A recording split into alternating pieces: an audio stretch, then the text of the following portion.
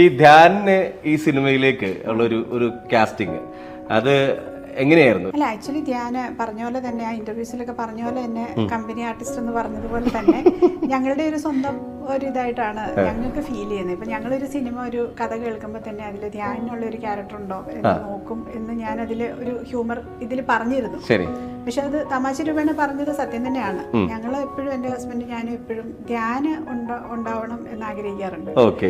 ധ്യാനം എങ്ങനെയാണ് എന്ന് വെച്ചാൽ നമ്മളുമായിട്ട് ഇപ്പൊ ഒരു നാലാമത്തെ പടത്തിൽ അസോസിയേറ്റ് ചെയ്യുന്നത്. അതേപോലെ തന്നെ ഞാൻ ഒരുപാട് പറഞ്ഞു നമ്മളുമായിട്ട് എപ്പോ വിളിച്ചാലും റെസ്പോണ്ട് ചെയ്യുന്ന. അപ്പം പുള്ളി ഫോൺ എടുക്കാനൊക്കെ ഇച്ചിരി പുറകോട്ടാണ്, പെട്ടെന്ന് ഫോൺ എടുക്കത്തൊന്നുമില്ല, പക്ഷെ തിരിച്ചു വിളിക്കും. എപ്പോഴെങ്കിലും അദ്ദേഹം വിളിക്കും. അപ്പൊ പക്ഷെ അത് നമ്മള് കഥയൊക്കെ പറഞ്ഞാലും അദ്ദേഹം അന്ന് നമ്മുടെ കൂടെ അങ്ങ് ചേരുവാണ്. അല്ലാതെ ഒരു കഥ മോശമാണല്ലോ അല്ലെങ്കിൽ എനിക്കത് ചെയ്യാൻ പറ്റില്ല എന്നോ അങ്ങനത്തെ ഒരു ഇതുമില്ല, ഒരു പരാതിയോ കംപ്ലൈന്റോ ഒന്നുമില്ല. അദ്ദേഹം വരുന്നു, അഭിനയിക്കുന്നു. അപ്പൊ അത് തന്നെ ഏറ്റവും വലിയൊരു കാര്യം.